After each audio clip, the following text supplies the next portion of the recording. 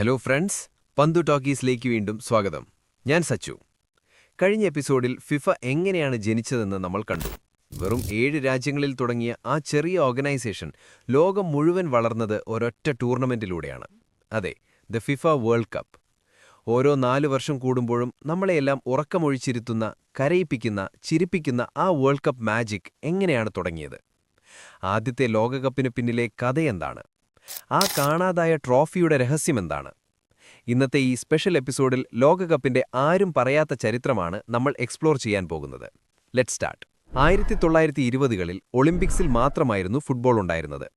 അന്ന് ഫിഫ പ്രസിഡന്റായിരുന്ന ജൂൾസ് റിമെ എന്ന ഫ്രഞ്ചുകാരന് ഒരു വിഷൻ ഉണ്ടായിരുന്നു. ഫുട്ബോളിന് മാത്രമായി ഒരു ഗ്ലോബൽ ടൂർണമെന്റ് വേണം.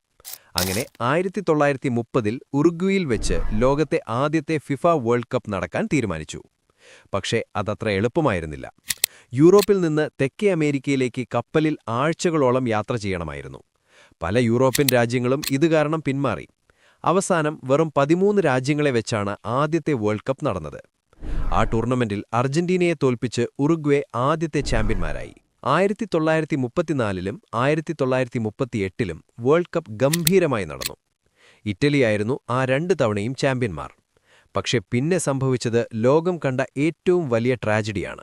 രണ്ടാം ലോകമഹായുദ്ധം, വേൾഡ് വാർ II. 1942ലും 1946ലും ലോകകപ്പ് നടന്നില്ല. ഇതിനിടയിൽ നടന്ന ഏറ്റവും ത്രില്ലിംഗ് ആയൊരു സംഭവമുണ്ട്. അന്ന് ലോകകപ്പ് ട്രോഫിയുടെ പേര് ജൂൾസ് റിമെ ട്രോഫി എന്നായിരുന്നു. യുദ്ധസമയത്ത് നാസികൾ ആ സ്വർണ്ണ ട്രോഫി മോഷ്ടിക്കാതിരിക്കാൻ അന്ന് ഇറ്റാലിയൻ ഫുട്ബോൾ വൈസ് പ്രസിഡന്റായിരുന്ന ഒട്ടോറിനോ ബെരാസി ആ ട്രോഫി ബാങ്കിൽ നിന്ന് രഹസ്യമായി എടുത്തു. എന്നിട്ട് അതെവിടെയാണ് ഒളിച്ചുവെച്ചതെന്നറിയാമോ? തന്റെ കട്ടിലിനടിയിൽ ഒരു ഷൂ ബോക്സിനുള്ളിൽ. ആ ഡെഡിക്കേഷൻ കാരണമാണ് ആ ട്രോഫി അന്ന് സേഫായത്. യുദ്ധത്തിനുശേഷം 1950ൽ ബ്രസീലിൽ വെച്ച് വേൾഡ് കപ്പ് വീണ്ടും ആവേശത്തോടെ തുടങ്ങി. പിന്നീടങ്ങോട്ട് ഫുട്ബോളിന്റെ സുവർണ്ണ കാലമായിരുന്നു.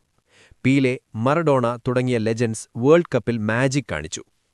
ഇതിനിടയിൽ 1966ലെ ഇംഗ്ലണ്ട് വേൾഡ് കപ്പിന് തൊട്ടുമുൻപ് ആ ജൂൾസ് റിമെ ട്രോഫി ആരും കാണാതെ മോഷണം പോയി. പണി പാളിയെന്ന് വിചാരിച്ച സമയത്താണ് പിക്കിൾസ് എന്നു പേരുള്ള ഒരു നായ ലണ്ടനിലെ ഒരു കുറ്റിക്കാട്ടിൽ നിന്ന് ആ ട്രോഫി മണത്ത് കണ്ടുപിടിച്ചത്. പിന്നീട് 1970ൽ ബ്രസീൽ മൂന്നാമതും കപ്പടിച്ചപ്പോൾ നിയമപ്രകാരം ആ ട്രോഫി അവർക്ക് സ്വന്തമായി. 1974 മുതലാണ് ഇന്ന് നമ്മൾ കാണുന്ന പുതിയ FIFA world cup trophy design ചെയ്തത്. ഫിഫയുടെ മാജിക് വെറും മെൻസ് വേൾഡ് കപ്പിൽ മാത്രം ഒതുങ്ങുന്നില്ല. 1991ൽ അവർ ആദ്യത്തെ വിമൻസ് വേൾഡ് കപ്പ് ചൈനയിൽ വെച്ച് നടത്തി. ഇന്ന് ലോകത്തിൽ ഏറ്റവും കൂടുതൽ ആളുകൾ കാണുന്ന വനിതാ കായിക മേളയാണത്. അതുമാത്രമല്ല, യുവതാരങ്ങളെ കണ്ടെത്താൻ U17, U20 ടൂർണമെന്റുകൾ, ലോകത്തെ ഏറ്റവും മികച്ച ക്ലബ്ബുകൾ ഏറ്റുമുട്ടുന്ന ക്ലബ് വേൾഡ് കപ്പ്, അങ്ങനെ ഫുട്ബോളിനെ ഒരു ഗ്ലോബൽ ഫെസ്റ്റിവലാക്കി മാറ്റാൻ ഫിഫയ്ക്ക് കഴിഞ്ഞു. 2026ൽ നടക്കാൻ പോകുന്ന വേൾഡ് കപ്പിൽ 48 ടീമുകളാണ് മാറ്റുരയ്ക്കുന്നത്. 13 ടീമുകളിൽ തുടങ്ങിയ ആ സ്വപ്നം ഇന്ന് 48ൽ എത്തി നിൽക്കുന്നു. ഇതൊക്കെയാണ് ഫിഫ വേൾഡ് കപ്പിന്റെ പിന്നിലെ രസകരമായ ചരിത്രം. പക്ഷെ ഒരു കാര്യം ചിന്തിച്ചിട്ടുണ്ടോ? ഗ്രൗണ്ടിലെ നിയമങ്ങൾ, റഫറിയിങ്, VAR ഇതൊക്കെ ആരാണ് കൺട്രോൾ ചെയ്യുന്നത്? അത് ഫിഫ തന്നെയാണോ? ഈ സീരീസിന്റെ 3ാമത്തെ എപ്പിസോഡിൽ ഫുട്ബോൾ നിയമങ്ങളും റഫറിയിങ്ങും എന്ന വിഷയമാണ് നമ്മൾ ചർച്ച ചെയ്യുന്നത്. വീഡിയോ നിങ്ങൾക്ക് ഇഷ്ടപ്പെട്ടെങ്കിൽ ലൈക്ക് ചെയ്യുക. നിങ്ങളുടെ അഭിപ്രായങ്ങൾ താഴെ കമന്റ് ചെയ്യുക. സബ്സ്ക്രൈബ് ചെയ്യാൻ മറക്കല്ലേ. ബൈ.